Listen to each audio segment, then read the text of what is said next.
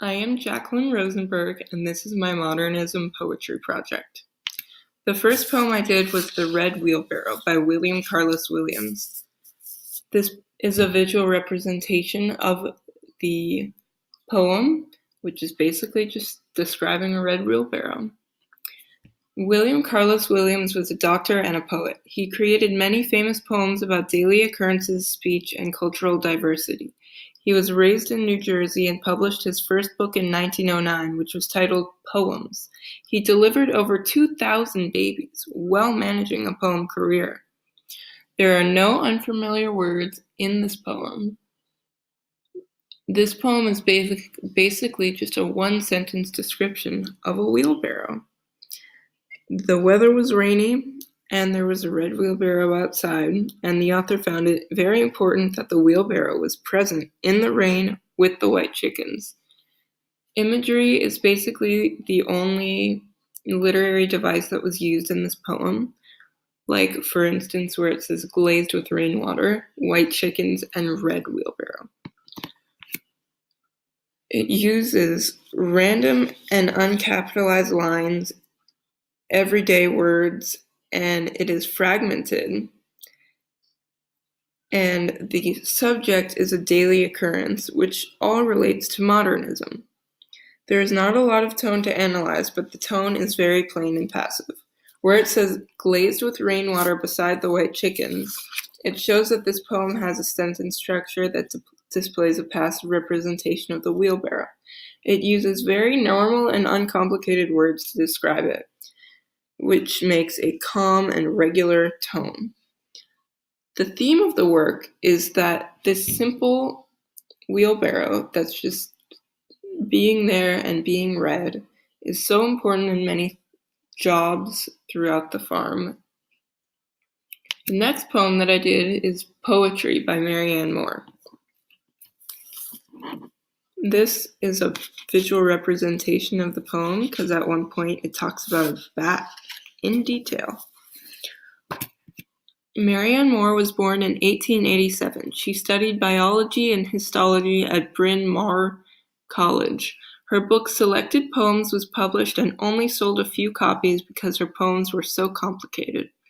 While she was 31 years old, she moved in with her mom and edited a magazine called The Dial while she wrote her own poetry books.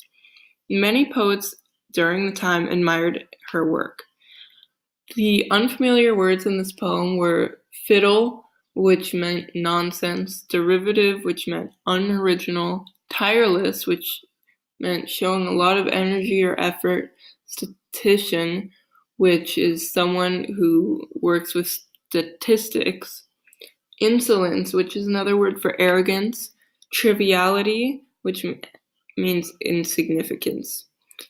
The only apparent literary device is on lines 11 to 15, and it is imagery. Moore gives many examples of things that nobody really understands. These things were animals doing natural things and people twitching and existing. The actions were described in detail and used descriptive words that appeal to the senses, such as twitching his skin like a horse that feels like a flea. It also talks about the bat holding on upside down or in quest of something to eat. This literary device gives the reader a more detailed description of each situation. In lines 1 to 2, the author says that she doesn't even like poetry, which is strange for someone to be writing a poem about. There are only 4 sentences in this poem, and it is still very long. It talks about how there are useful and original things like poems that are important because it says that poems are very genuine. In the end, it says one will like poetry because they appreciate its honesty and how genuine it is. It also talks about how some poets are very unoriginal and they are not all good. The The aspects that make this poem modernist is how it has a transcript of thoughts or a stream of narration. It was clearly not planned well, so words are random and many sentences don't make much sense. This is also done using fragmentation, where stanzas are split up randomly and the lines are indented in different places without always using proper capitalization. It also shows a new thought that is not a traditional thought, because in the first sentence, she says that she does not like poetry, which is strange for the time. The tone of this poem is very factual.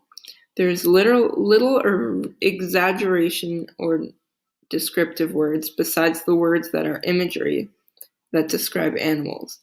An example of this non-descriptive tone is the same thing may be said for all of us, that we do not admire what we cannot understand. That is a very plain sentence. The theme of this poem is unhappiness. The first couple of lines of the poem is, I too dislike it. There are things that are important beyond all this fiddle. This sentence is unusual, especially to be in a poem, like I said. She is clearly unhappy with the concept of poetry. The next poem I did was I Too Sing America. It was written by Langston Hughes, and he was born in 1902. Although he was offered to go to college in Europe, he stayed in Harlem to celebrate African American life, as you can see in this picture here. That is not him, but it is just a fun celebration. There are no unfamiliar words in this poem. Langston Hughes he started writing poetry in his early years, and he soon became very famous. His first book was called The Weary Blues, and it was published in 1926. He died in 1967. The literary device in this poem is parallelism. The first and last lines are both very similar, and as well as the second and third stanzas. They all have the same general structure. The first and last line basically tell the reader that the author wants to be just a regular American citizen. But he, in this time, felt discriminated against because when company came, he would have to sit in the kitchen. But he assured everybody that he was a normal and strong human. In the third stanza, it shows how he will become stronger, maybe even stronger than everyone else, and people will realize that he's just a regular human being. He is equal, and they should be humiliated for how he was treated by them. The modernism aspects of this poem are the Harlem Renaissance, because that was an important time and element of the modernism movement. It uses common words and it has an opinion that was not supported by many in America. The tone is very courageous, and one of the examples of this tone is, nobody'll dare say to me, eat in this kitchen then. The theme is equality, as it shows in the first and last lines. He is a citizen and he wants to be treated like one as well as others are. And that's the end. Here's works cited.